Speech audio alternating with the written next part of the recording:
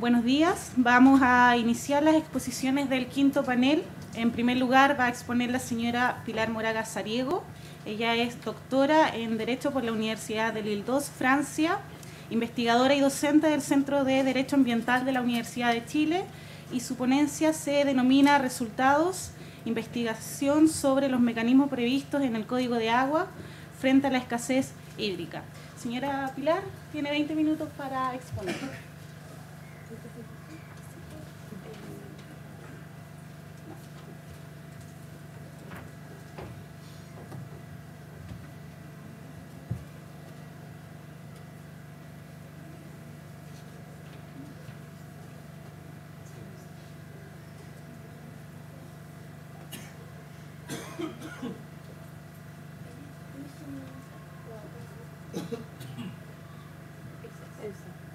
Hay que ponerle al principio, sí.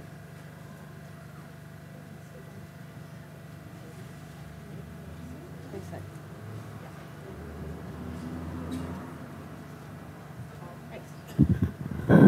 Bueno, muchas gracias a la organización por invitarme a compartir con ustedes estos resultados. Los felicito realmente por este esfuerzo. Nosotros sabemos lo que es organizar unas jornadas de esta naturaleza, y el hecho que lo hagan anualmente realmente merece unas felicitaciones de nuestra parte.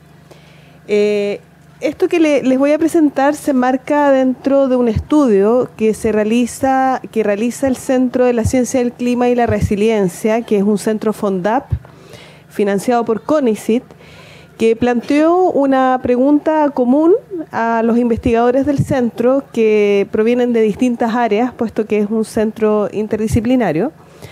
Y esta pregunta se relacionaba con el tema de la sequía.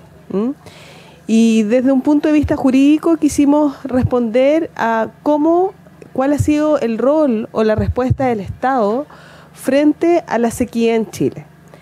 Ahora, para contarles un poco por qué surge esta preocupación, voy a presentar algunas láminas solo de contexto en cuanto al aumento de la temperatura de la Tierra como consecuencia del fenómeno del cambio climático, y también el aumento de la temperatura en nuestro país. Lo curioso, lo bueno de este estudio que estamos realizando, cuyo reporte final se va a presentar el 6 de noviembre, por ende muy pronto, ya nos entrega evidencia sobre la menor cantidad de precipitaciones en el país y sobre las proyecciones de esto en los próximos años. Acá, por ejemplo, se hace una comparación respecto de distintos periodos de sequía en Chile. Ustedes verán el primer cuadro de 1967 al 69 y el último entre el 2011 y el 2013. ¿Qué es lo que nos indican estos distintos mapas y estos distintos puntitos de colores?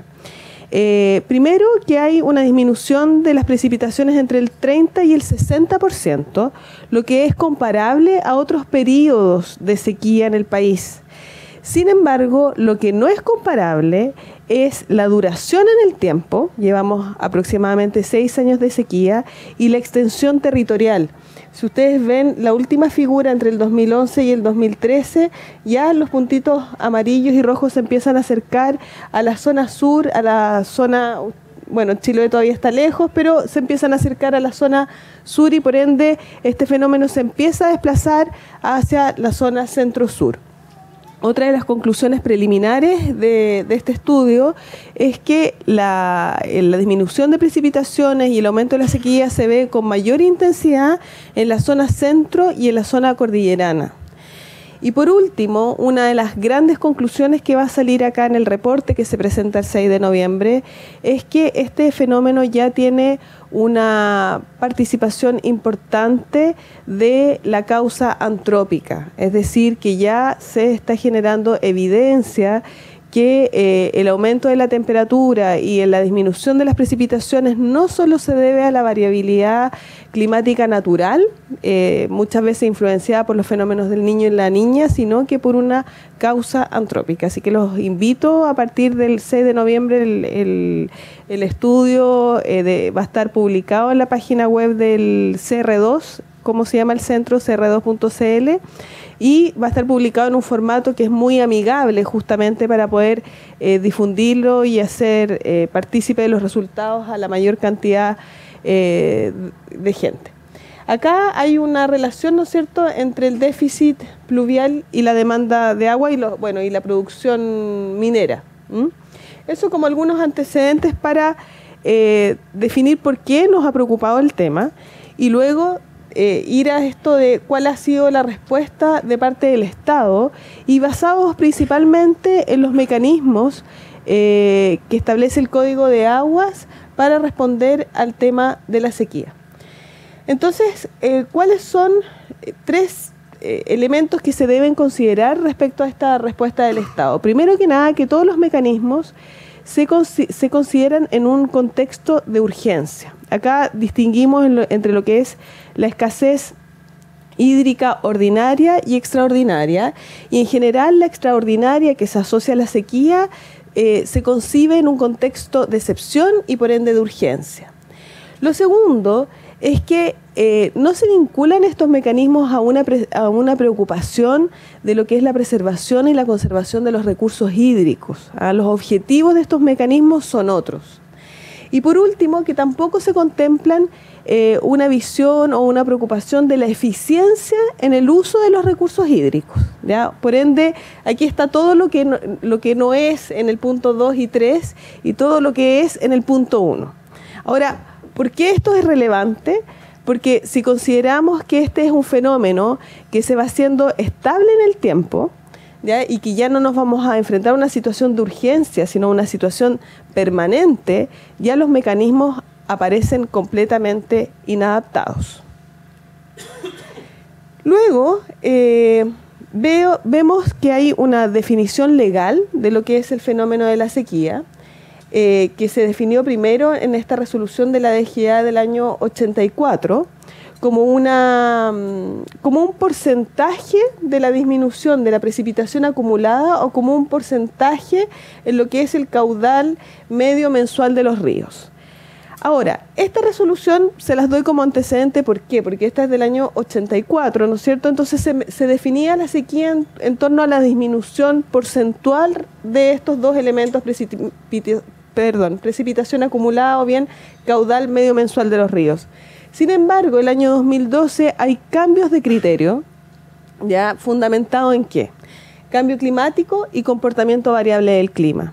Y por ende se establecen otro tipo de criterios para declarar la sequía en este contexto de cambio climático, considerando un factor adicional que es la diversidad climática del país. Yo no me voy a detener en cuáles son estos criterios porque son bastante numerosos, ustedes los pueden encontrar en esta resolución 1674 de la DGA, pero lo interesante es un poco ver el cambio de perspectiva que hay a partir del año 2012 al situar la sequía en un contexto de cambio climático, en el comportamiento variable del clima y además considerar que nuestro país tiene una diversidad climática y que eso también debe considerarse para efectos de definir cuál es la sequía. Aquí hay un cuadro comparativo que nosotros quisimos empezar con esto, de ver cómo el Estado ha respondido a través del tiempo en los distintos códigos de aguas del año 51, 67, 81, porque Chile ha experimentado sequías en todo lo largo de su historia. Ahora, lo interesante acá, ¿por qué este cuadro comparativo?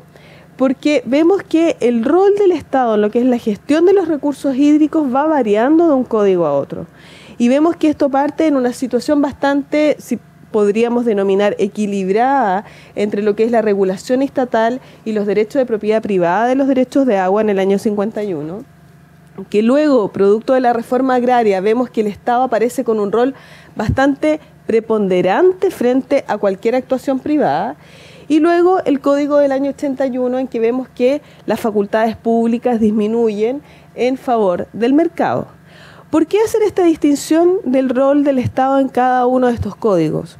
Porque quisimos ver de qué manera la respuesta del Estado podría ser distinta en uno y otro contexto conceptual del rol del Estado en la gestión de los recursos hídricos, y vemos que la respuesta fue simplemente que los mecanismos y los modos de respuesta del Estado frente al fenómeno de la sequía prácticamente son los mismos. Es decir, ¿a qué nos lleva esta reflexión?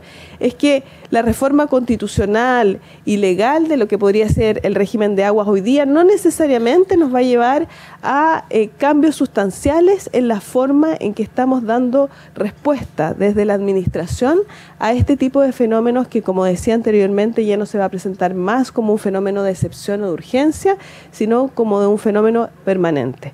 Y por lo mismo deberíamos comenzar a esta discusión de cómo vamos a llevar el tema en los próximos años. Ahí hay un resumen de cuáles son estos mecanismos que prevé el Código de Aguas del año 81, tanto para enfrentar la escasez hídrica como la sequía. Para ser honestos, la verdad es que hay un solo mecanismo que se relaciona directamente con el fenómeno de la sequía, que es los decretos de escasez, ¿no es cierto? Y por ende me voy a detener en estos. Ahora, también cabe resaltar acá que los decretos de escasez están relacionados con la sequía, tienen sus objetivos propios, etcétera.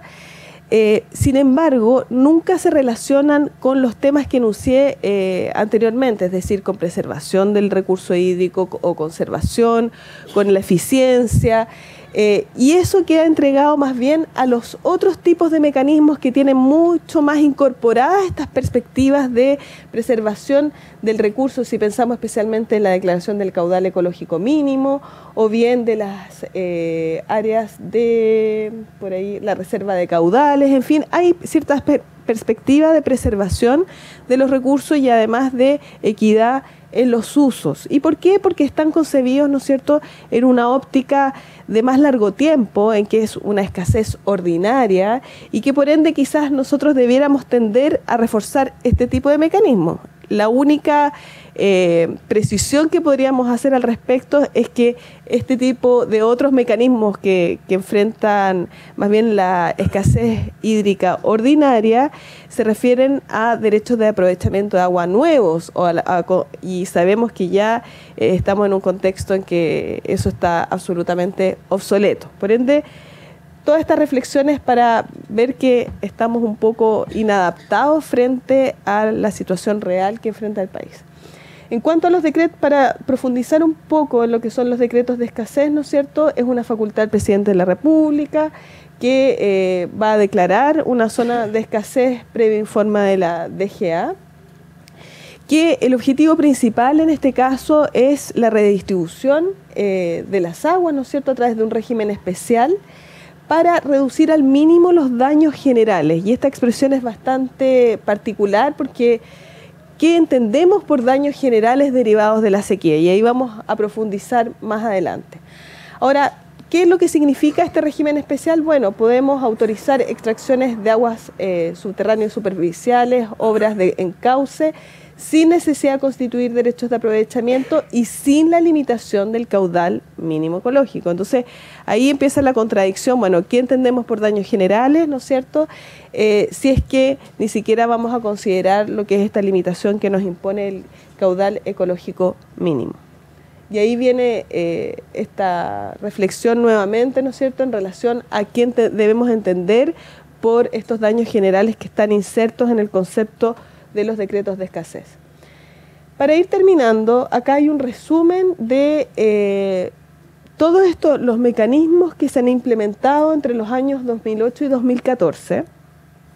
Vemos que hay el año 2011 y el 2014 fueron los más abundantes en la implementación de mecanismos, lo que no se condice realmente con el fenómeno biofísico de la sequía. No es que el año 2011 fue más grave del 2014, sin embargo ahí hubo una actividad más importante de parte del Estado. Y en la página que sigue vemos cómo se han distribuido estos mecanismos a nivel regional. Y vemos acá que lo que es la región de Coquimbo y Valparaíso son las protagonistas en lo que ha sido la dictación de los decretos de escasez. Por ejemplo, ahí vemos 37, o en la región de Valparaíso 50. luego seguido por la región metropolitana y la sexta región. Ahora, esto hace muy evidente la situación también que se observa a nivel climatológico, que efectivamente se ve que el aumento de la sequía justamente es en la zona central y que esta, va aumentando también hacia el sur. Y por último quisiera concluir con esta frase que me voy a permitir leer porque de verdad que los va a sorprender no por el contenido, sino por lo que les voy a comentar a propósito. Podrían ser conclusiones mías, ¿no es cierto? En Chile hay una conciencia muy aguda del tipo político para luchar por la recuperación de la propiedad de ciertos recursos naturales básicos, pero no hay una conciencia para defender la primera de nuestras riquezas, que es nuestra propia tierra y el agua. Vemos impávidos cómo se extinguen las aguas y las vidas extensas en extensas zonas de nuestra patria. Y luego siguen algunas preguntas, como ¿acaso no ha llegado ya a las puertas del Valle de Aconcagua y al propio Santiago? ¿No es notorio que en los próximos decenios han disminuido las lluvias y las nieves? ¿No hemos detenido a pensar que los problemas de riego que eran propios del Valle Central ya se presentan en la austral provincia de Cautín? Podrían ser todas preguntas que nos hagamos cualquiera de nosotros en la actualidad. Bueno, estas son preguntas y reflexiones que se plasmaron en el mensaje presidencial del 21 de mayo de 1970, para decir un poco que es un fenómeno que ya conocemos y que la particularidad a la que estamos enfrentados actualmente es justamente la instalación del fenómeno de manera permanente en el presente y en los años que vienen. Muchas gracias.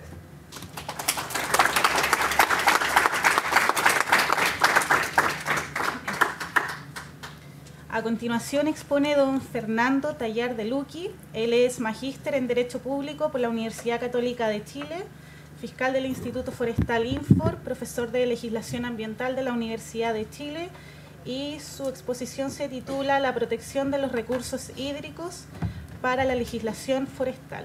Don Fernando, 20 minutos para exponer. Gracias. Bueno, discúlpenme que voy a hablar desde acá, nada más que porque me siento un poco más cómodo y que estoy acostumbrado a hablar de pie. En primer lugar, y siguiendo la tendencia, por cierto, felicitar a las organizadoras de estas jornadas por el brillante desarrollo y agradecer la participación de poder participar en ellas. Tal como se ha señalado... ¿Y dónde está la...? Ah, está aquí. Sí. Aquí lo están instalando. El tema al que me voy a referir dice relación con el vínculo que se establece entre los bosques y los recursos hídricos a partir de la legislación forestal. Se trata de identificar, de efectuar un análisis y una evaluación de en qué medida la legislación forestal se preocupa y se ocupa de los recursos hídricos y si esa preocupación es o no efectiva. Hablar de esta relación bosques y agua nos inserta en una serie de vínculos y de aspectos jurídicos. Desde luego, nos inserta en el ámbito del derecho constitucional, toda vez que estamos hablando en los dos casos de bienes ambientales, lo que nos conecta con la disposición del artículo 19, número 8. Ambos bienes también están vinculados al derecho de propiedad y, por consiguiente, a la función ambiental y social de la propiedad. Nos inserta en el ámbito del derecho administrativo, por cuanto involucra decisiones públicas y, eventualmente, la responsabilidad del Estado. En el ámbito del derecho privado, porque también ambos bienes forman parte de patrimonios privados. En el caso de los bosques, el 73-74% de los bosques en Chile pertenece a patrimonios privados. En el derecho económico, porque involucra aspectos como inversiones, mercados, rentabilidades. Y finalmente en el ámbito del derecho internacional, por esta tendencia de que los temas ambientales cada vez tienen una mayor connotación ambiental. Y los encontramos en los ámbitos tan disímiles como los tratados de libre comercio. Hay una serie de declaraciones no vinculantes que forman parte del soft law. Existe lo que se llama la autorregulación, que son procesos de certificación que, si bien no son normas jurídicas, tienen un reconocimiento universal. Y finalmente también se han generado conflictos internacionales en relación con esta materia, como el caso de las papeleras en el río Uruguay. Y finalmente algunos hablan e insertan estos temas en el ámbito de lo que denominan el globalismo jurídico. Bueno, antes de referirme concretamente a la legislación, voy a ver algunos aspectos generales de esta relación bosques y aguas. Involucra, por cierto, factores políticos, económicos, sociales, culturales y jurídicos. Entre ambos bienes existen diversas interacciones, las que se traducen en lo que se ha denominado como los servicios ambientales de los bosques, hoy día servicios ecosistémicos. Se trata de recursos múltiples y de fines diversos. Involucran a distintos actores, a veces con intereses contrapuestos. Ambos son bienes con valor ambiental, insertos por esto en el interés público y colectivo. Pero también se trata de bienes con valor económico y desde ese punto de vista se insertan en el ámbito del interés privado. Los bosques, como ya dije, son mayoritariamente de propiedad privada, pero también hay bosques en el dominio público, que son aquellos que están básicamente en los parques nacionales. Son alrededor de 4.200.000 hectáreas. Las aguas, como se ha dicho, son bienes nacionales de uso público que generan estos derechos de aprovechamiento de aguas que son propiedad privada. En ese sentido se ha dicho que es un recurso de naturaleza híbrida. El hecho de que ambos sean bienes que se insertan en una dimensión ambiental genera algunos efectos.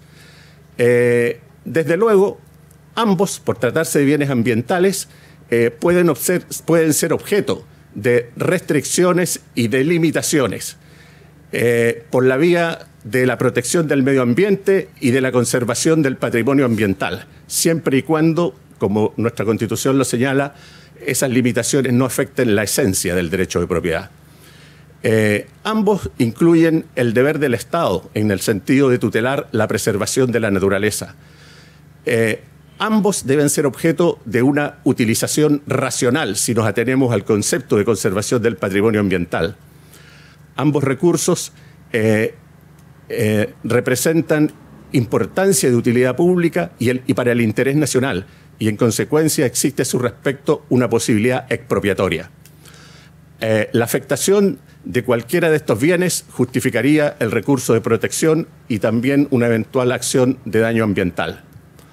Bueno, para algunos o para la mayoría el derecho ambiental estaría por configurar un derecho humano, y lo mismo se ha dicho respecto del agua.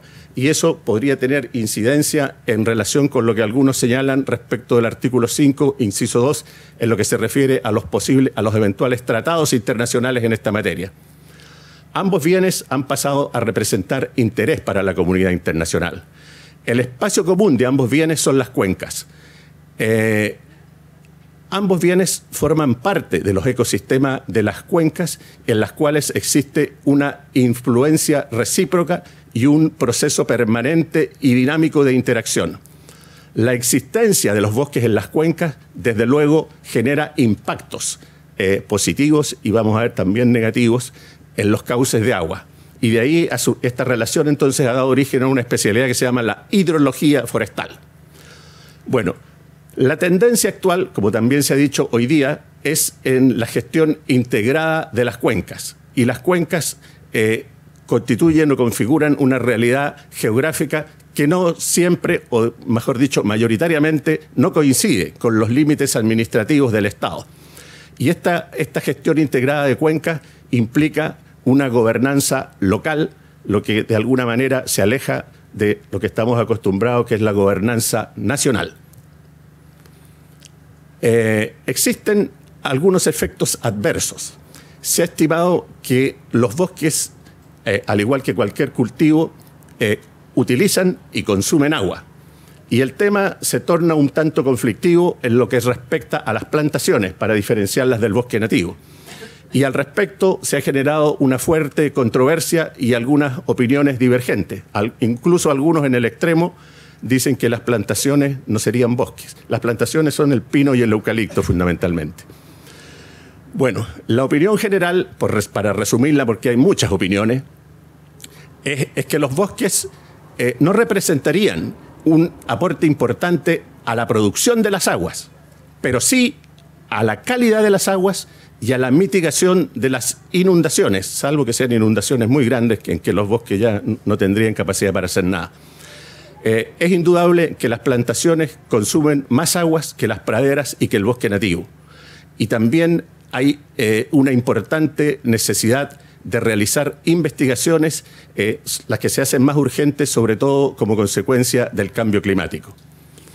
Ahora bien, respecto de la legislación en forma concreta, tenemos ya la antigua legislación de bosques del año 1931, en que el legislador precursoramente se preocupó de la relación bosques y aguas y prohibió la corta de árboles y de arbustos nativos situados en las distancias que están ahí cercanas a los manantiales. Y tenemos que resaltar que, de acuerdo con esta ley, la infracción a esta normativa se considera como un delito, aparte de un eventual daño ambiental. Es uno de los pocos delitos ambientales que existen en Chile. Bueno, el decreto ley 701, que es otra norma forestal, no obstante que está orientada fundamentalmente al fomento del desarrollo forestal, contiene también algunas disposiciones relacionadas con los recursos hídricos. De partida, los planes de manejo, que es el instrumento fundamental que consagra esta normativa, tienen por objetivo estos planes asegurar la preservación, la conservación y el mejoramiento, entre otros objetivos, de los recursos naturales renovables y de sus ecosistemas. Y no hay duda que las aguas forman parte del ecosistema forestal. Tanto es así que el reglamento 29 de este decreto ley dice que entre los aspectos mínimos de los planes de manejo tienen que establecerse las prescripciones técnicas y las medidas de protección ambiental y de cuencas hidrográficas necesarias para la protección de suelos, cursos y masas de agua. No está de más recordar que la Ley de Bases Generales del Medio Ambiente, en su artículo 42, también nos habla de los planes de manejo y inserta en ellos la mantención de los caudales de agua. Hubo un intento de reforma a este decreto ley 701 en el gobierno anterior. Y en esa normativa que se propuso y que en definitiva el Congreso rechazó, había incorporación mayoritaria respecto de esta vinculación bosques y aguas. Hoy día se estudia no sé si una modificación o un nuevo 701 o como queramos llamarlo, y espero que estas medidas de protección de los recursos hídricos se mantengan y se acrecienten en el nuevo proyecto. La ley del bosque nativo. Bueno, de partida, el objetivo fundamental de esta ley es asegurar la política ambiental. Y cómo no señalar que los recursos hídricos son parte importante de la política ambiental. Califica, entre las distinciones que hace del bosque nativo, hay una categoría que son los bosques nativos de protección, que son aquellos ubicados en pendientes iguales o superiores a 45% y a menos de 200 metros de los manantiales y cuerpos o cursos de agua. Y, por cierto, estos son recursos protegidos. El plan de manejo que se consagra en esta normativa para el bosque nativo le da cabida y resalta la importancia de la gestión del patrimonio ecológico y el aprovechamiento sustentable y el resguardo y la calidad de las aguas. El reglamento general de esta ley consagra igual finalidad para los planes de manejo forestal, aquellos que tienen por objetivo el aprovechamiento maderero y no maderero del bosque. Hay una definición de servicios ambientales que no es muy buena, pero es la primera vez que aparece en nuestra legislación este concepto.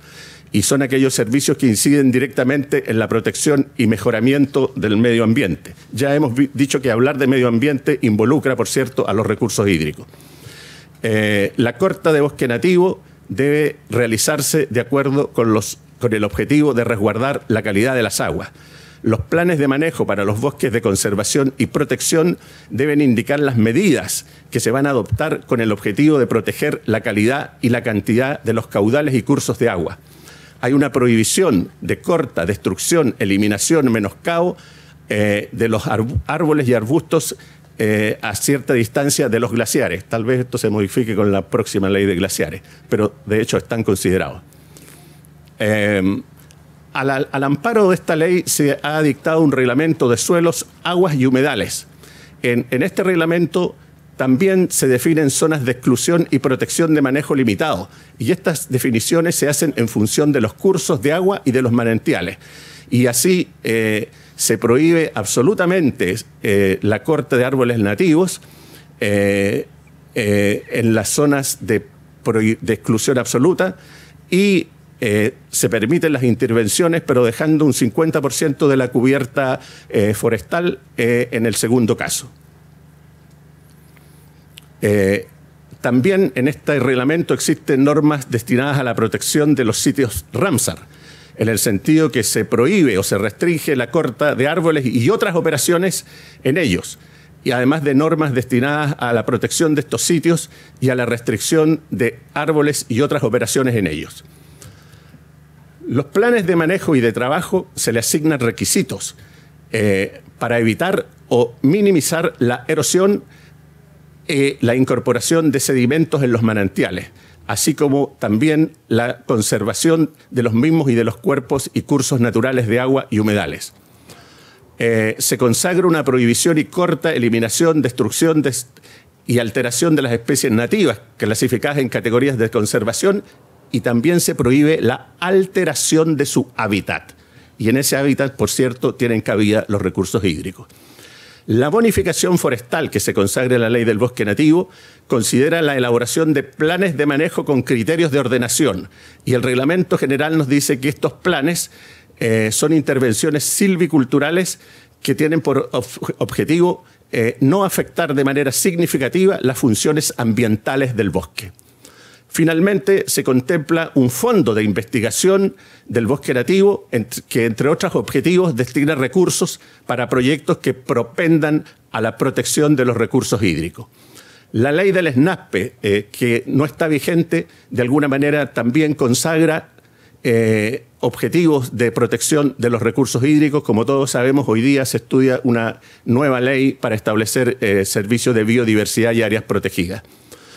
En la normativa internacional, que ya vimos que tanto los bosques como los recursos hídricos presentan interés para la comunidad internacional, bueno, ya se decía, hay una resolución de Naciones Unidas que reconoce al agua como un derecho humano.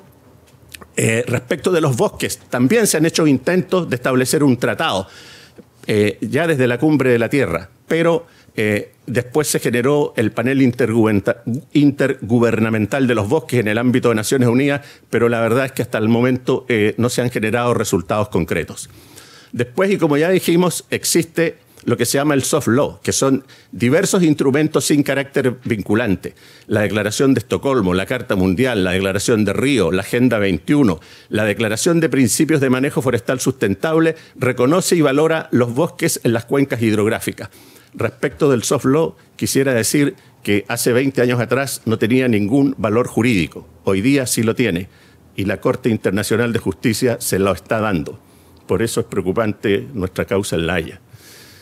El proceso de Montreal también contiene criterios y conservación para la conservación y mantenimiento de los suelos y agua. El proceso de Montreal está referido a los bosques boreales y templados. Existe finalmente un proceso que se llama de autorregulación, que no son exactamente normas jurídicas, pero que también cada vez con mayor fuerza están teniendo valor y reconocimiento prácticamente universal. En el caso de los bosques se trata de procesos de certificación forestal en los cuales se incorpora la protección de las aguas. Las conclusiones. Los bosques y aguas, sin duda, configuran valiosos recursos económicos y ambientales. Ambos recursos interesan a la propiedad privada y al interés público.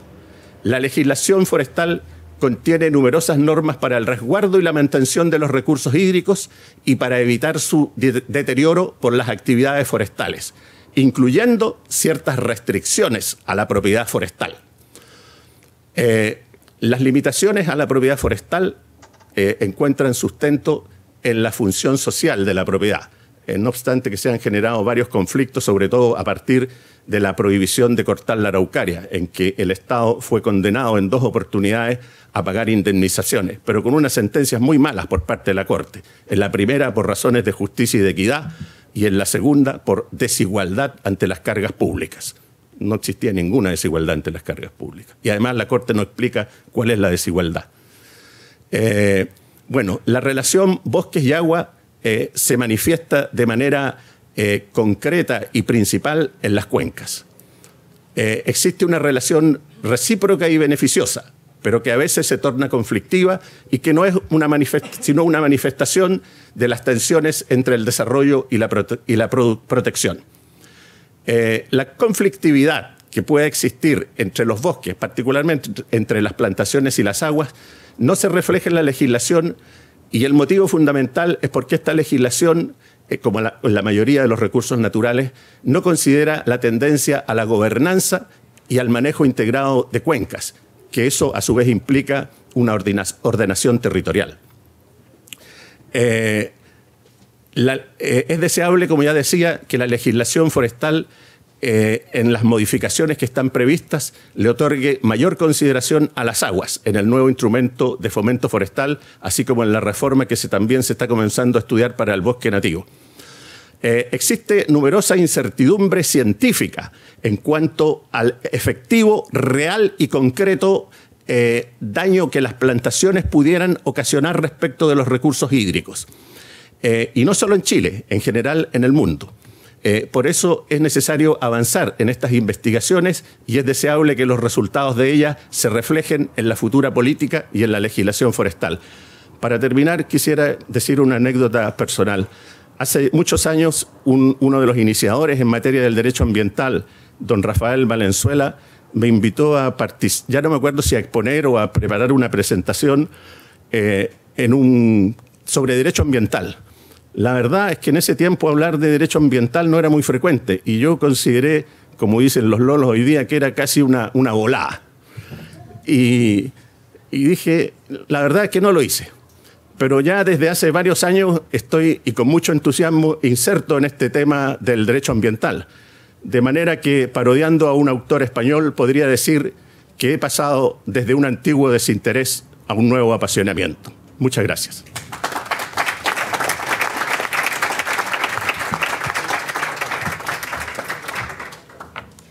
Vamos a abrir la ronda de preguntas ahora. Vamos a realizarlas todas y luego nuestros expositores podrán contestar. ¿Preguntas?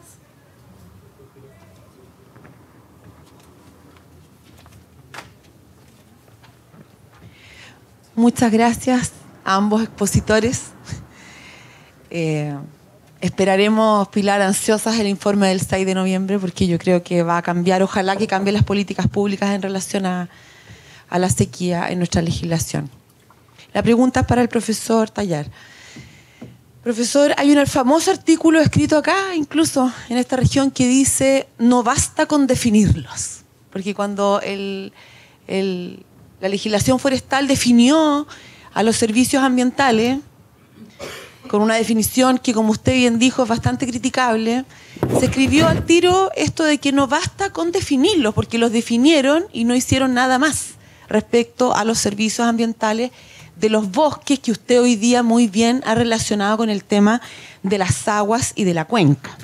Hay países como en Costa Rica en que los usuarios de las aguas de abajo, de los terrenos de abajo, le pagan a los dueños de los bosques nativos de arriba para que no corten sus bosques nativos, para que les llegue el agua a ellos con mejor calidad. Entonces ahí vemos cómo se paga por un servicio ecosistémico o ambiental que presta un bosque. ¿Usted sería partidario en una nueva regulación forestal que ojalá sea forestal ambiental o de cuencas, en crear sistemas de pago por servicios ecosistémicos?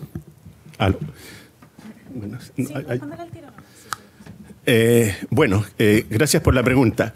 La verdad es que efectivamente en la ley del bosque nativo, como dije, se definen los servicios ambientales y la definición, primero, no es muy buena. Y segundo, aparte de la definición, no se vuelve a hablar de los servicios ambientales en la ley. Pero la gracia que tiene es que por primera vez en una normativa jurídica se contempla esta expresión de los servicios ambientales que ya sabemos ha sido reemplazada por servicios ecosistémicos. El tema del pago por servicios ambientales es es un tema que está recién en desarrollo en nuestro país. El país más avanzado en esta materia en América Latina es sin duda Costa Rica. La gran dificultad para el pago por servicios ambientales es la valorización de los servicios. ¿Cuánto vale que el bosque provea captura? Bueno, están los bonos de carbono para el caso de la captura de carbono, pero ¿cuánto vale que el bosque proteja las aguas? ¿Cuánto vale que el bosque provea recreación, belleza escénica, biodiversidad? Es un tema complejo, no hay un desarrollo del mercado. En Chile la mayor parte de los bosques se ve como producción maderera y hoy día algo de producción no maderera.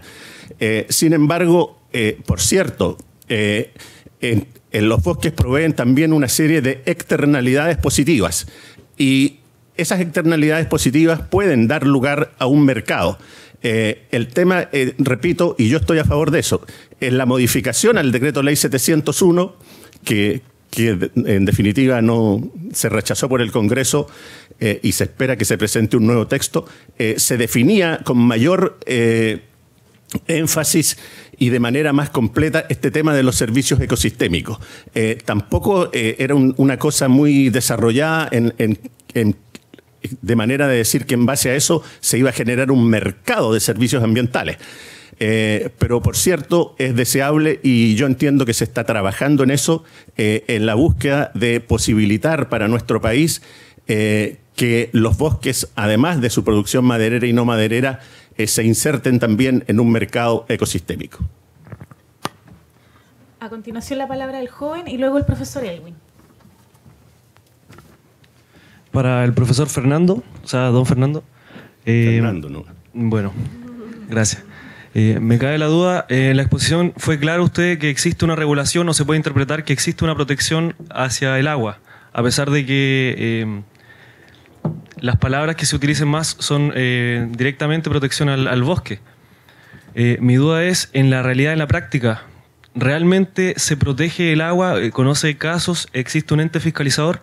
Me refiero a esto porque, bueno, yo soy oriundo de la región de los lagos y conozco que el ente CONAF, si bien realiza labores fiscalizadoras, es más que nada en la producción y la explotación del bosque de particulares, pero no se ha escuchado casos que se fiscalice efectivamente la vulneración al agua. Entiendo que en la región de los lagos tampoco existe escasez, sin embargo, el tema de las cuencas, como ha quedado claro en las exposiciones anteriores, ¿realmente se protegen? ¿La regulación protege las cuencas? ¿Alguien más? Sí, el profesor Elwin.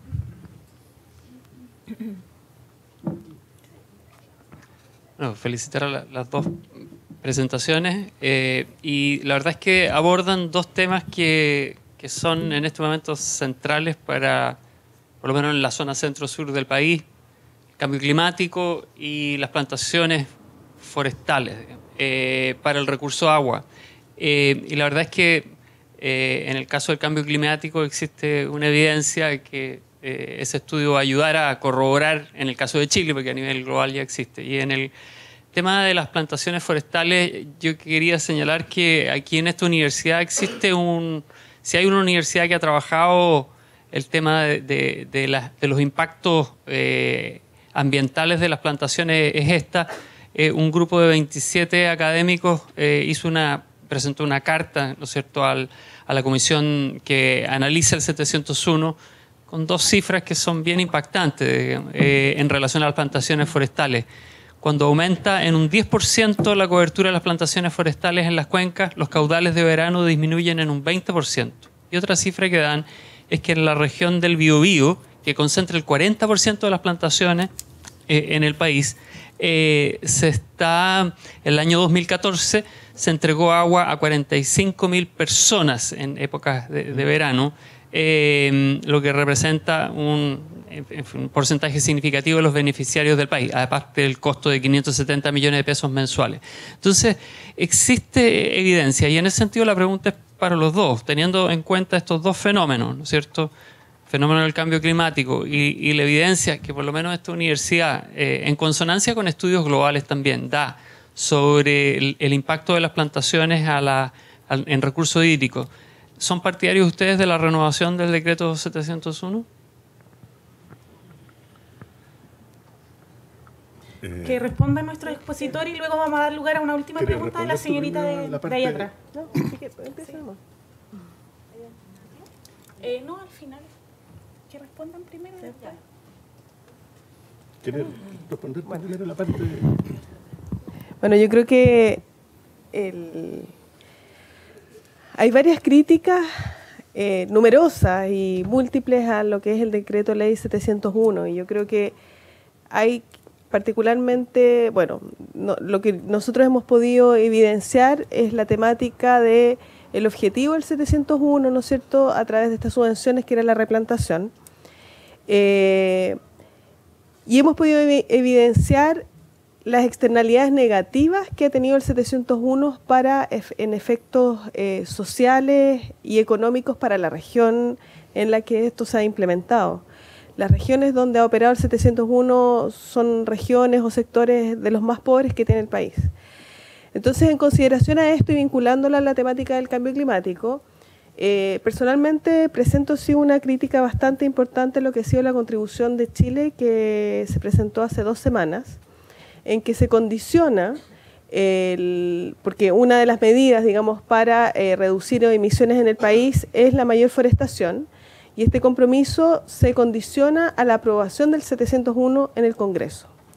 A su vez, existen estudios, por ejemplo, de la CEPAL, en que justamente se advierte sobre este riesgo de generar políticas públicas que finalmente afectan a las poblaciones vulnerables por los efectos del cambio climático de manera doble. Es decir, esas poblaciones que son más vulnerables por el cambio climático se van a ver también más afectadas por políticas de cambio climático que no toman en consideración estas externalidades negativas en, por ejemplo, temas sociales, de pobreza, etcétera.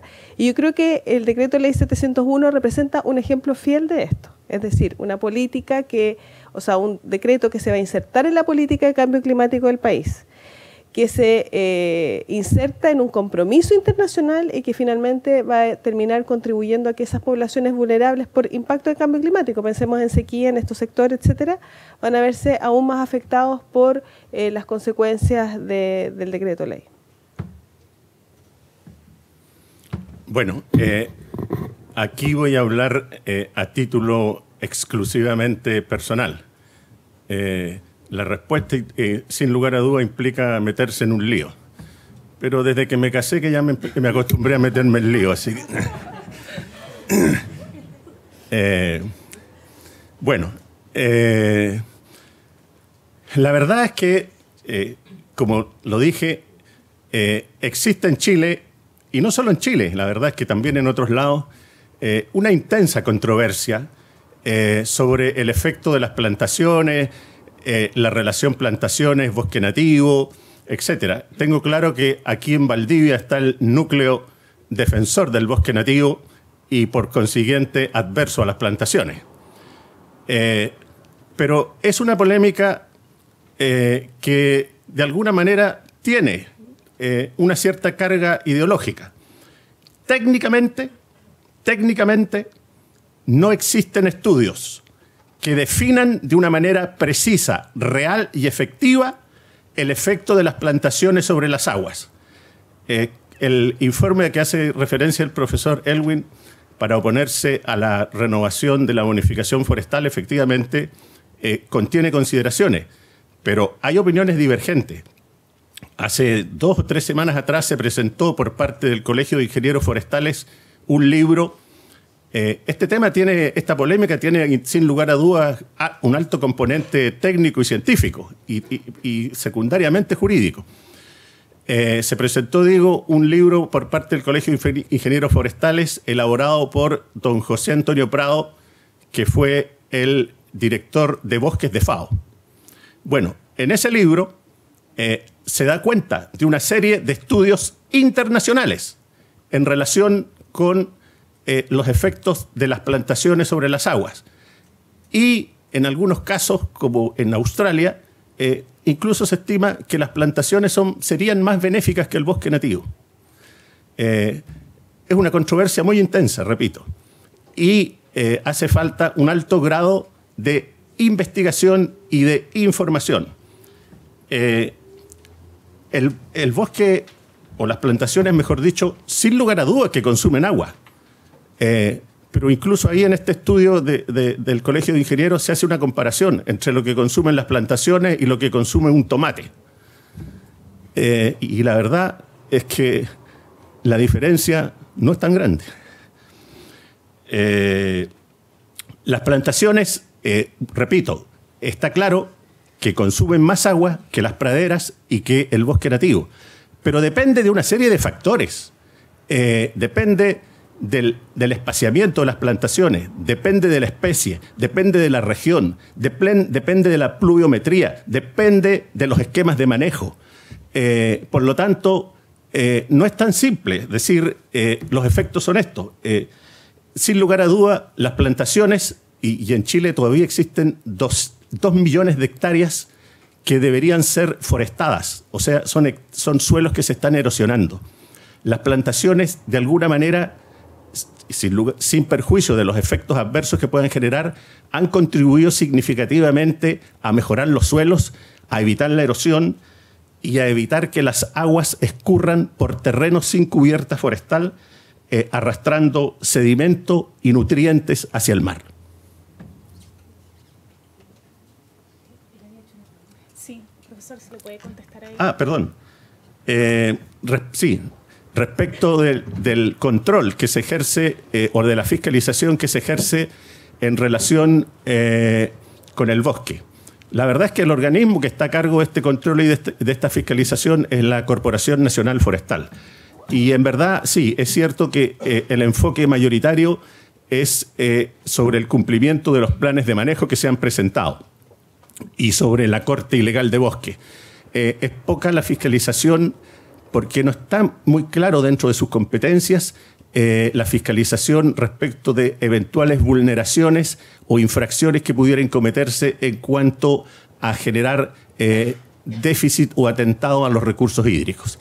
Yo creo que eso es una falencia y también está en estudio la transformación de CONAF desde una corporación de derecho privado a un servicio público. No conozco exactamente porque se ha trabajado muy en reserva, pero es altamente deseable que se incorpore competencias en este ámbito. La última pregunta entonces para la señorita allá atrás. Ella. Sí. Gracias. Buenas tardes, mi nombre es Daniela Rivera del Centro de Derecho y Gestión de Aguas de la Universidad Católica. En primer lugar, felicitar a ambos expositores por sus interesantes ponencias y en esta oportunidad me gustaría preguntar a Pilar respecto a su presentación, si en este informe que está próximo a publicarse se han considerado o se estudiaron los efectos prácticos de este principal mecanismo identificado muy bien, me parece, en el estudio como el principal mecanismo contemplado en la legislación de aguas para hacer frente a la sequía que está dispuesto en el artículo 314 del Código de Aguas a través de las declaraciones de zona de escasez. ¿Qué efectos prácticos ha tenido este instrumento que ha sido dictado varias veces en varias zonas en nuestro país? Si se consideró esa variable, porque pareciera ser que muchas veces no pasa más allá de ser una mera declaración. El artículo 314, si se revisa cuidadosamente, lo que otorga son fuertes potestades a la Dirección General de Aguas de intervención de las juntas de vigilancia, por ejemplo, y en que esta organización, la Dirección General de Aguas podría efectuar por sí misma uno de los procesos más importantes y esenciales de toda organización de usuarios, que es la distribución del agua. Pero ¿qué ha sucedido en la práctica? Porque, por ejemplo, en el río Concagua, que ha sido uno de los casos emblemáticos que también fue mencionado en la presentación, los propios usuarios exigieron, en una oportunidad hace un año y medio, exigieron a la autoridad la intervención porque ellos no lograban acordar la forma de distribución de agua ante una declaración de zona de escasez. La Dirección General de Aguas, por su parte, sostuvo que atendía la utilización de la expresión podrá en este artículo 314, no tiene la obligación legal de intervenir y es solamente una mera facultad. Se consideró, en definitiva, en este estudio cuál ha sido la real aplicación práctica y los efectos que se puedan sentir de este mecanismo del artículo 314. Y una segunda parte, si se consideró también, o si ustedes pueden tener una visión acerca de cuál sería la mejor forma de regular esta situación de sequía, que está siendo uno de los enfoques de mayor y actual análisis en varios sistemas jurídicos. ¿Cuál sería la mejor posición? Establecer parámetros legales fijos, ciertos, concretos, que deban seguir tanto los particulares como el Estado frente a una situación de sequía. Eso parece que va en contradicción con la mera variabilidad, flexibilidad que tienen estas situaciones. Y, en segundo lugar, cómo debiera enfrentarse el otorgamiento de potestades o facultades. ¿Quién debiera tener más potestades? La autoridad administrativa en este caso, las organizaciones de usuarios, que son las que en definitiva distribuyen el agua día a día. Gracias, Daniela.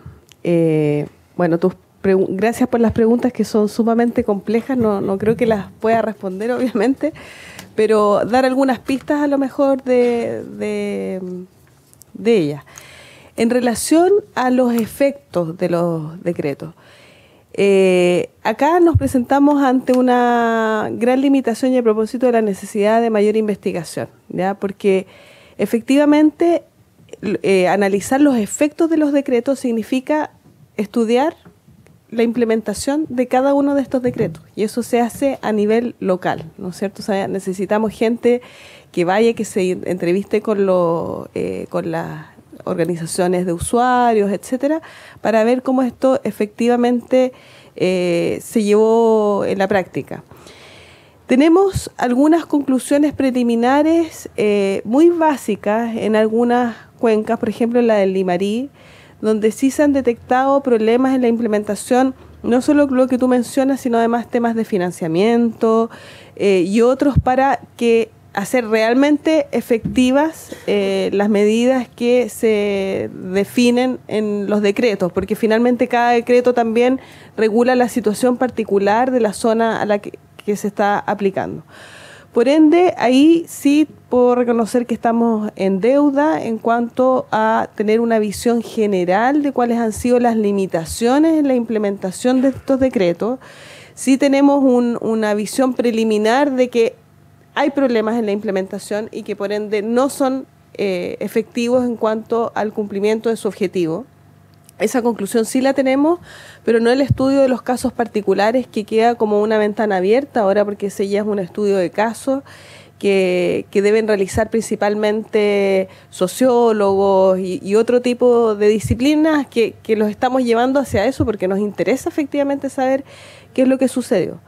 Ahora, en cuanto a qué es lo que debemos hacer para el futuro, yo creo que aquí sí hay un tema que es sumamente relevante, que es asumir la sequía como un estado permanente, que es el punto de partida, porque si nuestro marco jurídico concibió esto hasta ahora como una situación de urgencia y emergencia, efectivamente los mecanismos podían adaptarse a ello. Y partiendo desde aquí hay una nueva concepción y un nuevo paradigma en la que es la gestión de recursos hídricos, que debemos concebir de otra manera. O sea, otros países hoy día están con restricciones de agua potable, de Sao Paulo, California, ya no se pueden regar los jardines, ya no sirven vasos de agua en los restaurantes. O sea, ¿cómo evitar en este estado llegar a esa situación? Claro, es asumiendo el fenómeno como permanente, y yo creo que introduciendo a lo mejor ciertos principios esenciales, como que yo los mencioné acá, que es la óptica de un principio preventivo, de conservación de los recursos para las generaciones futuras, la eficiencia en el uso del recurso. Hablamos mucho de eficiencia energética. Yo creo que ya el concepto de eficiencia en el uso de los recursos hídricos también debiera ser un principio que impregne la legislación. En cuanto a quién debe tener, si esto debe ser un marco rígido, flexible, yo creo que hay una base que ya debemos asumir como esto permanente, y eso se debería entender como rígido en el sentido de que hay una proyección. ¿Quién debería tener un rol más preponderante, si el Estado o los usuarios? Creo que acá efectivamente vemos que los regímenes jurídicos del 51 a la fecha nos presentan distintos modelos en esto, y la respuesta del Estado ha sido siempre la misma. Por ende, podríamos incluso entender que esta respuesta está disociada. O sea, una pregunta es si esto está disociado del rol del Estado. Yo personalmente creo que no deberías estarlo, y que en ese sentido debiera buscarse un mayor equilibrio en lo que es la capacidad del Estado para responder a situaciones que dentro de esta permanencia de la sequía puedan ser urgentes, y ahí sí otorgar ciertas facultades en que el Estado pueda tener ciertos márgenes de maniobra cuando los usuarios, por ejemplo, los privados, no son capaces de responder por sus propias limitaciones. Eso, muchas gracias. Bien, cerramos la ronda de preguntas entonces. Damos las gracias a nuestro expositor y a ustedes por su participación.